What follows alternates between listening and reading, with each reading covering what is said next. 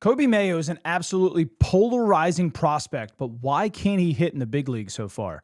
I'm going to break down to you the hitch that I see in his swing and some of the other swings of very successful right-handed hitters and what they're doing and what Coby's missing.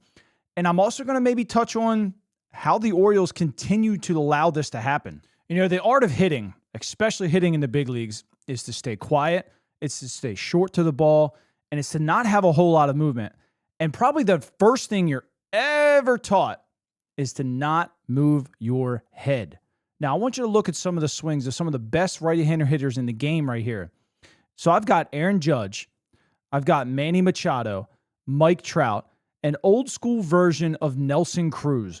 And just watch how quiet they are in the box and how they explode through the baseball. I want you to pay attention to Aaron Judge here.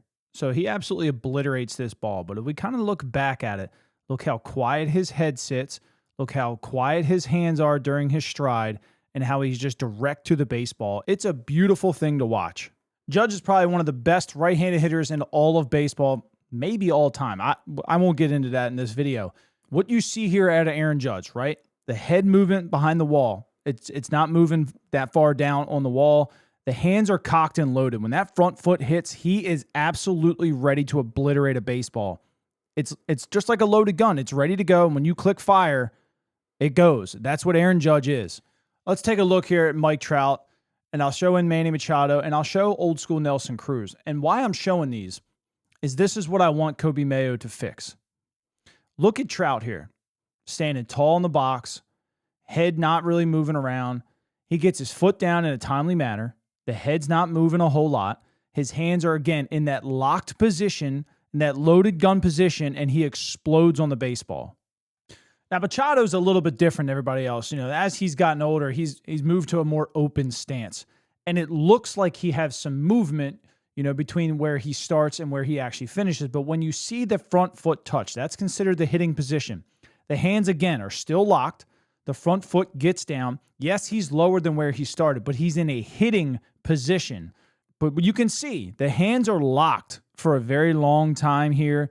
The head kind of stays down on the ball. The front foot's already down, and he explodes. Manny has some of the fastest hands in all of baseball, and he just explodes through the ball.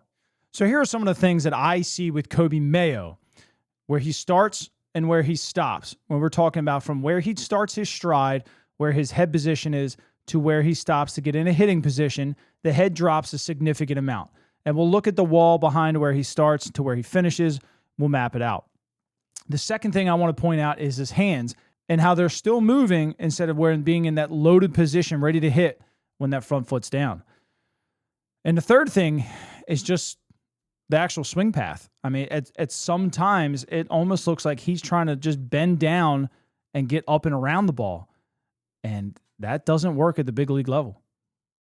All right, look, Coby right here, right now, is in a good, balanced hitting position. His head right here on the back of the wall with this top line is where he starts in his stride. Now, he starts to get moving as the pitch is thrown here. Look how far his head drops. And there's no pause. That's the problem. There's no pause in his swing.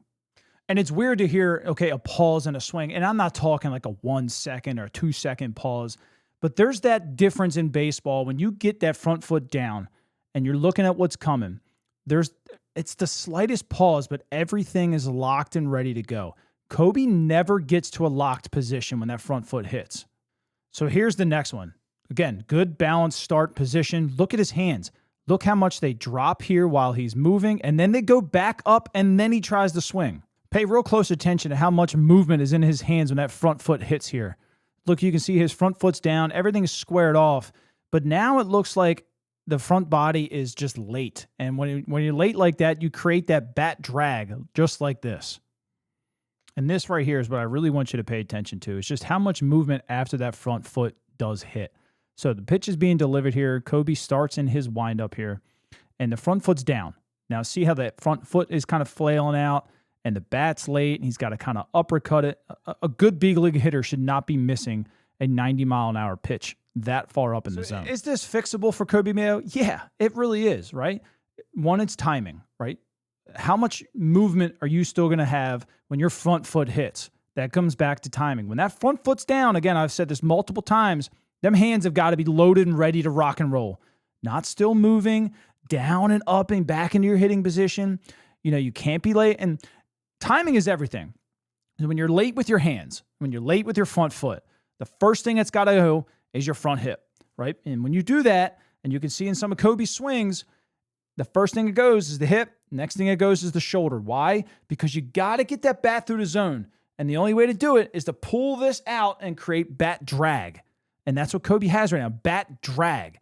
That little kind of weird uppercut swing that he has, it's bat drag because of bad timing. You don't see those in his swings in the minor leagues. Why is he doing it here? Beats me. Honestly, it beats me. But when he figures it out, Coby's going to be a damn good hitter because the front foot's going to get down, the hands are going to be loaded, and he's going to be ready to explode on a baseball. Watch Nelson Cruz here. You see how balanced Nelson Cruz is here? He's got the front foot floating there, and it's touched, right? Hands are kind of complacent. They're ready. They're locked. They're loaded. Nothing is late. No bat drag, and he explodes through the baseball. Against a good pitcher here in Zach Gallen. That's a swing that I would love Coby Mayo to kind of replicate is Nelson Cruz. Just stand there tall. Coby's a big guy, bigger than Nelson was. Strong, fast hands. Get yourself a little bit more upright. Stop collapsing your backside while you're swinging. Stop creating that bat drag. Keep everything loaded. When that front foot gets down, you are just ready to pounce on anything. Nelson Cruz would be a perfect stance for Coby Mayo to kind of replicate.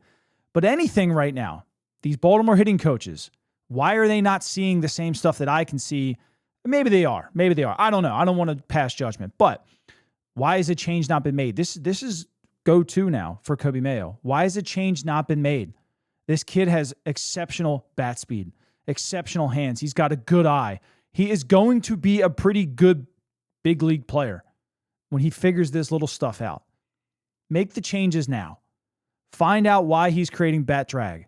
Fix it so this kid can flourish. Anyway, if you guys like this kind of thing, make sure you like, comment, and subscribe. I'll catch you guys on the next one.